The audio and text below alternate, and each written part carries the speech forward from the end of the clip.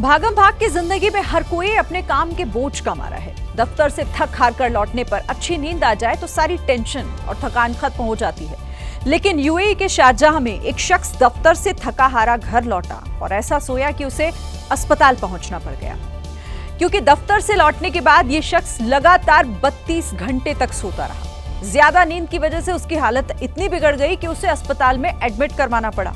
पीड़ित व्यक्ति ने बताया कि वो सिर्फ 7 घंटे की नींद लेना चाहता था, लेकिन जब वो सोकर उठा तो उसके मोबाइल में 50 लोगों के मिस्ड कॉल थे। व्यक्ति ने यह भी बताया कि सोकर उठने के बाद उसे आसपास का माहौल बेहद अजीब लग रहा था, जिससे वो घबरा गया और फिर खुद ही अपने पास के ही एक अस्पताल में पहुंच गया।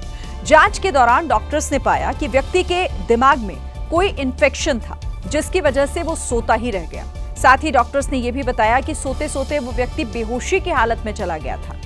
डॉक्टर ने कहा कि अगर वो व्यक्ति कुछ घंटे और सो जाता तो वो कोमा में भी जा सकता था और यहां तक कि उसकी जान भी जा सकती थी। अगली खबर का रुख कर लेते हैं। प्रधानमंत्री नरेंद्र मोदी ने वक्फ संशोधन कानून के मुद्दे पर कांग्रेस को घेरा। उन्होंने कहा कि अगर कांग्रेस ने मुस्लिम समाज का भला किया होता तो आज मुस्लिम समाज के युवा साइकिल का पंक्चर ना बना रहे होते।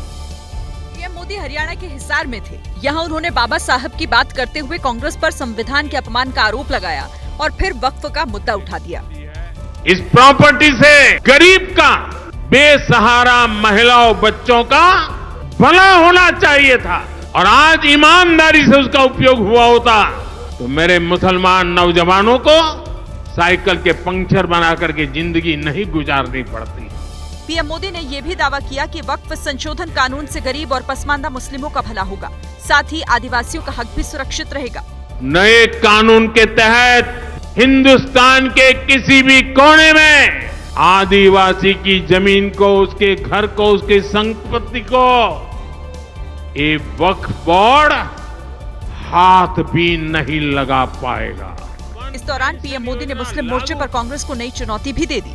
वोट बैंक के भूखे इन राजनेताओं से कहना चाहता हूं, अगर सच्चे अर्थ से आपके दिल में मुसलमानों के लिए थोड़ी भी हमदर्दी है तो कांग्रेस पार्टी अपने पार्टी के अध्यक्ष मुसलमान को बनाए, क्यों नहीं बनाते भाई। पीएम ने यह भी कहा कि जब सैकड़ों मुस्लिम विधवा महिलाओं ने सरकार से जमीन बचाने की गुहार लगाई, उसके बाद ही वक्फ संशोधन पर चर्चा शुरू हुई। पीएम मोदी पर कांग्रेस अध्यक्ष मल्लिकार्जुन खड़गे ने पलटवार किया है। खड़गे ने पूछा है कि मोदी सरकार बताएं कि उसने बाबा साहेब के किन सिद्धांतों को अपनाया है। खड़गे ने एक बार फिर आरएसएस और बीजेपी को अंबेडकर का दुश्मन बताया।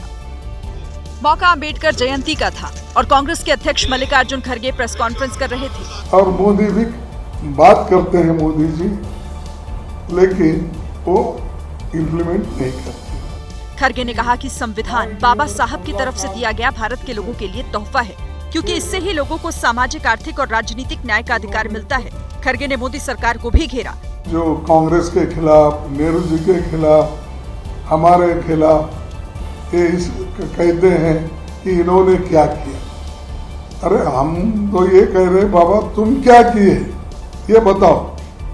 बाबा साहब के कौन से उसूल अपनाए आप, तो ये वो कहने के लिए तैयार नहीं है। खड़गे ने यह भी आरोप लगाया कि पीएम मोदी अंबेडकर का नाम सिर्फ इस वजह से लेते हैं क्योंकि लोग खुश रहें। लोगों को अगर कहेंगे तो लोग खुश हो जाएंगे, ये उनकी मंशा है। इसके साथ ही खड़गे ने एक बार फिर जातीय जनगणना की मांग उठाई।